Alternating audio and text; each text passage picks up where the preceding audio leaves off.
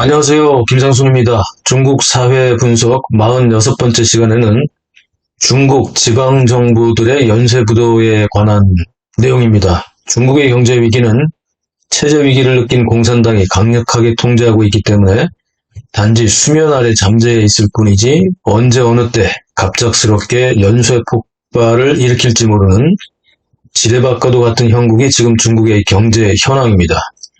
이른바 CCP 리스크는 정치, 경제, 사회 전반에 잠재해 있습니다. 특히 경제 위기 중에서 5대 부채 위기는 사실상 단숨에 중공 체제를 무너뜨릴 수 있는 강력한 폭발력을 숨기고 있습니다. 이 5대 부채는 중앙정부 부채, 지방정부 부채, 은행 부채, 국영기업 부채, 개인 부채 등으로 구분할 수 있습니다. 그런데 중앙정부 부채의 규모나 은행 부채 및 국영기업의 부채는 특급 비밀이니 공산당의 어지간한 고위층이 아니고서는 제대로 알 수 없도록 철저히 비밀로 붙여지고 있습니다. 지방정부의 부채 또한 각 지방의 고위 관료들이 자신들의 책임 회피와 승진을 위해 철저하게 조작하고 있죠. 그리고 개인 부채의 경우에도 정확한 통계를 발표하지 않고 있습니다. 이 역시 사회 혼란을 가중할 수 있기 때문인데요. 결국 부정확한 자료로 추정해 보는 방법밖에는 없는데요. 최근 중국 SNS에 올라온 중국 지방정부의 총 부채는 이미 30조 위안, 약 5,680조 원이 이미 넘어갔다고 합니다. 그러나 이 역시 최소한이라는 단서가 붙은 만큼 실제로는 얼마가 될지 그 위험성을 상상하기조차 어렵다는 것이 중론이죠. 이렇게 모든 것이 감추어지고 조작되어지는 상황에서 시장 경제가 제대로 작동할 리가 없습니다.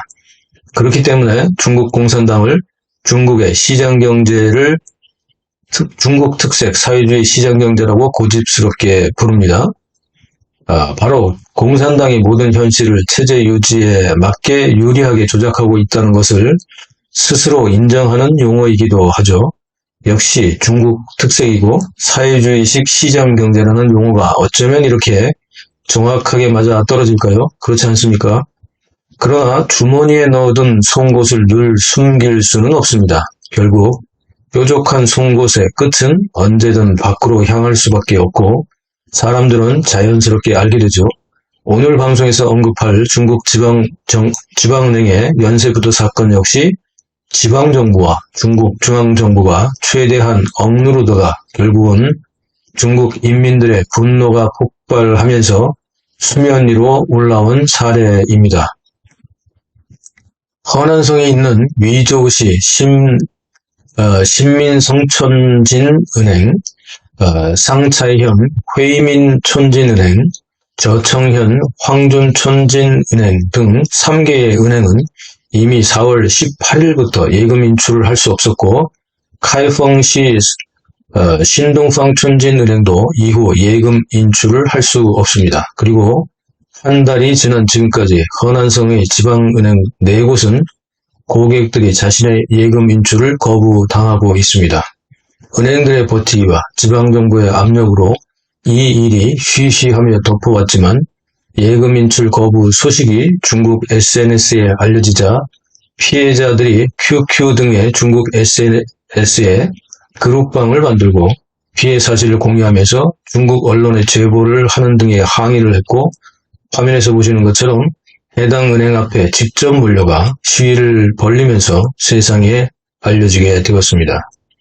은행 예금 인출 거부 사태가 한 달이나 지난 뒤인 5월 20일 비로소 중앙정부의 중국 은행보험감독관리위원회 및 관련 부문의 관료들은 회의를 소집하여 농촌 중소형 은행과 지방도시 상업은행 운영 상황, 허난성 4개 촌진은행 예금 인출 문제, 금융기구 관리 방안 등에 대한 문제를 검토하기 시작했습니다.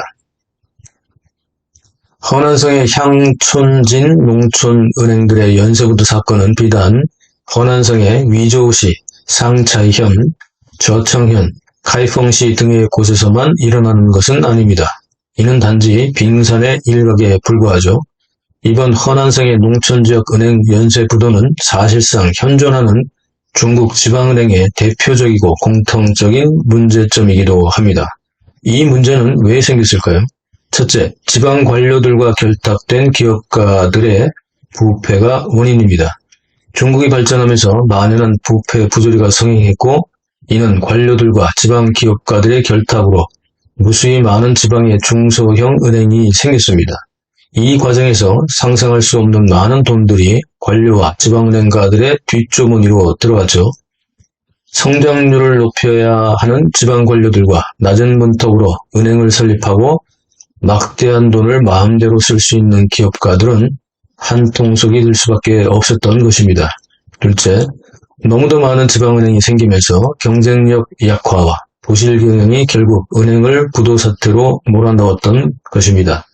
중국 은행보험감독관리위원회에서 발표한 2021년 말까지 발표된 통계에 의하면 중국 전역의 농촌 중소형 은행은 모두 3,902개가 있는데, 이 중에서 농촌의 상업은행이나 농촌 합작은행을 포함하여 이른바 우리 마을금고와 같은 농촌 신용사가 모두 2,199개, 가장 낮은 행정단위인 촌과 진에 설립된 촌진은행이 1,651개, 자금상호협력사 39개, 대출회사 13개 등입니다.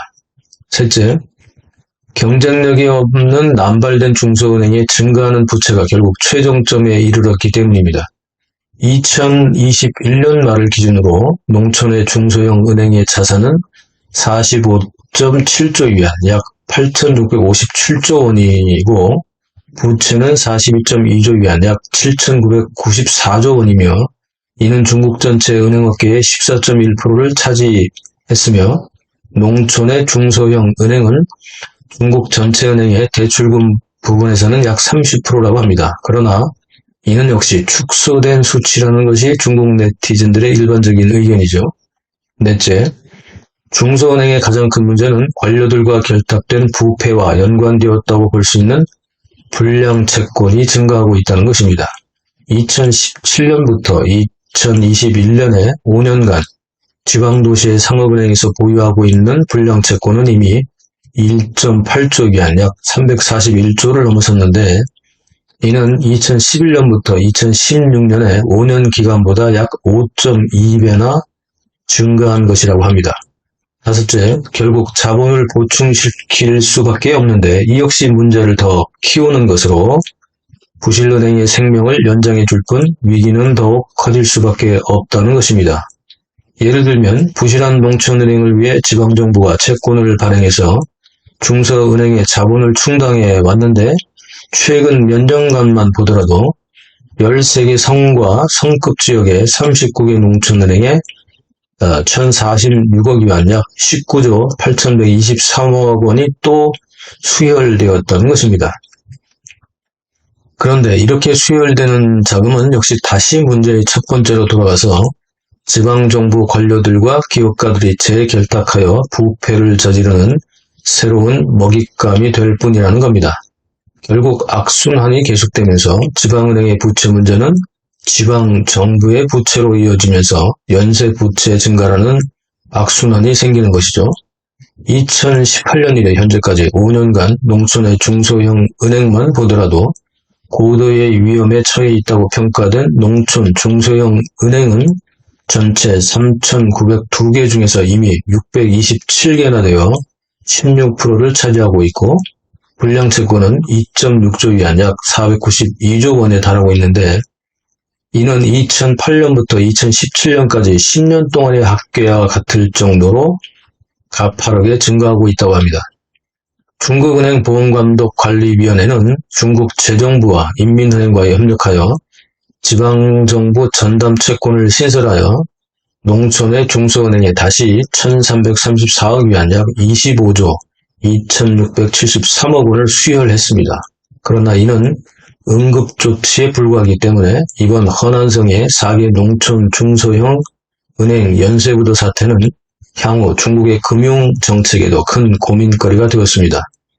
중국 은행보험감독관리위원회는 2021년부터 지금까지 약 1년여 기간 동안 랴오닝성에서만 이미 63명의 중소형 은행장들을 사법 처리했다고 발표했습니다. 랴오닝성 한 군데에서만 이 정도라면 중국 전체로 보자면 얼마나 될까요? 중국은 모두 23개의 성, 4개의 직할시, 5개의 소수민족 자치구가 있습니다. 이 32개를 성급으로 부르는데 단순히 계산해도 2,000명이 넘어갑니다. 중국인들은 현재 은행에 예금을 해두고도 좌불안석하고 있습니다. 언제 은행에서 예금 인출을 거부당할지 모르고 또 중국 경제 위기로 대형 은행에서도 5만 위안 약 950만 원 이상을 인출할 경우 사유를 제출해야 하는 등의 제약을 당하기도 합니다. 또한 거액이 은행원에 의해 예금주 몰래 인출당하여 잔고가 제로가 되는 경우도 허다합니다. 물론 이런 사건은 개인의 비리로 몰아가서 은행은 나몰라라 하고 돈을 잃은 예금주만 황당하고 억울해하다가 자살을 하는 경우도 있습니다. 돈이 있는 기업가와 중국인들은 여러 은행에 어떤 이들은 50만 위안 이하 약 9,472만 원 이하로 쪼개어 예금을 하거나 그보다 더 작은 액수로 쪼개야 한다고 SNS에서 나름 대책을 내놓기도 하지만 이 역시 신통치 않은 방법에 불과합니다. 결국 피해를 당하고 나서 영상에서처럼 모여서 시위를 해보지만 이미 늦었고 고제될 가능성은 거의 없습니다. 금융사기를 포함 이런 사고는 매년 일어나고 있고 이 문제는 이런 사고가 계속 급증하고 있으며 피해액은 더 커지고 있다는 것입니다. 중국은 이제 은행도 믿을 수 없는 곳으로 변하고 있습니다. 영상 어떻게 보셨습니까? 중국 사회 분석 시리즈는 계속됩니다. 구독, 알람, 좋아요 눌러주세요. 감사합니다.